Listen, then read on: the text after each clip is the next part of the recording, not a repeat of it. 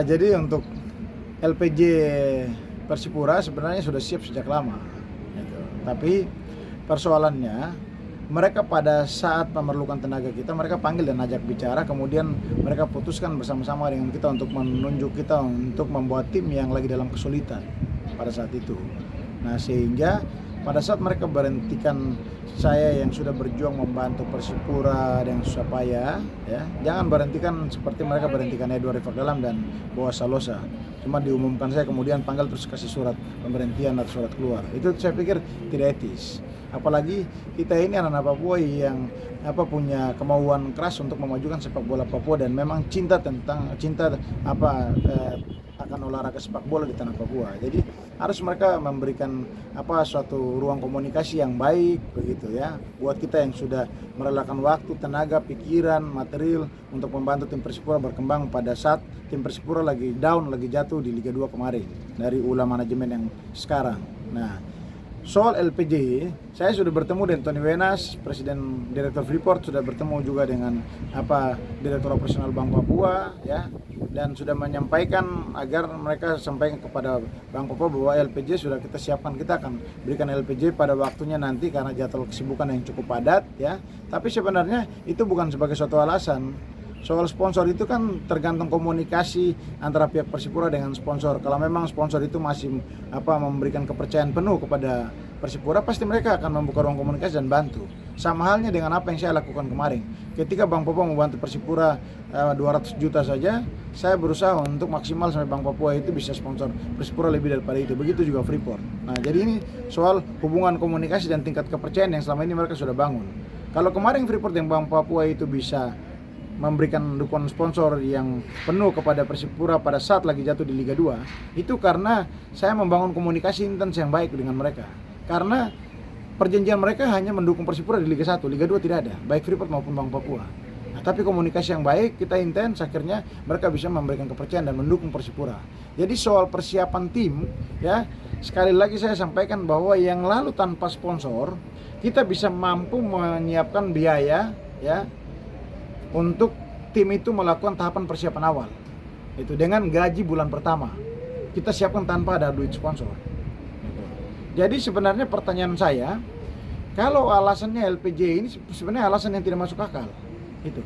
Saya pikir Ketua Umum Persipura juga sebagai pemegang saham Persipura, dan ada beberapa pemegang saham lainnya.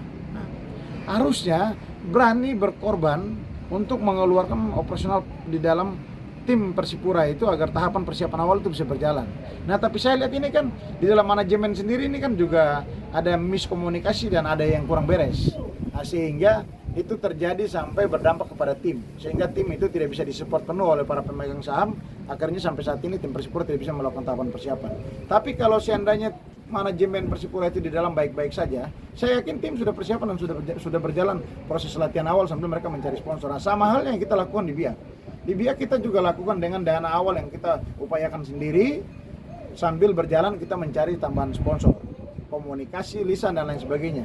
Dan PSP sampai saat ini masih komunikasi lisan untuk bagaimana meyakinkan sponsor mendukung kita ke depan. Nah, sponsor ini kan melihat sejauh mana keseriusan kita untuk mempersiapkan tim. Kalau tim benar-benar kita siap dan kita akan tampil di kompetisi nanti, saya yakin mereka juga akan tertarik untuk memberikan dukungan kepada tim Papua yang akan berlaga di Liga 2 Indonesia nanti. Walaupun dari sisi bisnis mereka tidak dapat, tapi mungkin dari sisi sosial korporat mereka mungkin bersedia untuk membantu tim Papua yang ada. Nah, jadi saya pikir itu sebenarnya. Jadi sebenarnya tidak ada alasan apapun soal LPJ. Itu LPJ itu dengan sendirinya akan masuk pada waktunya. Itu. Tapi bagaimana mempersiapkan tim itu dengan target waktu yang mepet menjelang kick off Liga 2 harus dilakukan oleh manajemen Persipura. Karena saya sangat sayangkan bahwa kakak senior dari PSBS Biak ini jangan sampai tidak bisa berlaga di kompetisi Liga 2 musim 2023-2024. Sangat disayangkan itu. Nah, kalau tahu begitu, kenapa mereka tidak mencari orang-orang yang punya kompetensi yang bagus, yang bisa berkomunikasi dengan semua sponsor dan mau membangun sepak bola Papua dan mau berkorban supaya tim ini bisa persiapan dan bisa bangkit kembali. Itu harapan saya. Nah, saya pikir yang kesulitan mereka sekarang kan waktu saya masuk awal ditunjuk sebagai manajer, itu kan mereka kasih saldo dalam posisi 0. Kemudian saya berupaya untuk mencari dana sendiri untuk membiayai tim pada kompetisi Liga 2 musim 2022-2023 yang lalu. Nah kemudian mereka sampaikan saya bahwa Persipura ini lagi mengalami kesulitan dari sisi finansial. Nah, jadi kalau Pak Yan siap, tim ini bisa dibawa, diangkat kembali, masuk ikut pertandingan Liga 2. Tapi kalau tidak siap dari sisi finansial, biarkan saja turun ke Liga 3. Tapi kan saya tetap bersikeras bertahan untuk harus menjalankan amanat sebagai manajer untuk mencari duit membiayai tim Persipura. Nah akhirnya kita bisa ikut kompetisi.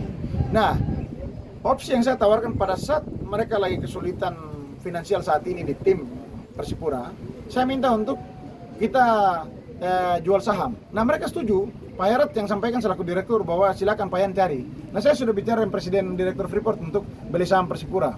Terus sudah cari investor tambahan lagi 2 orang untuk bisa masuk join.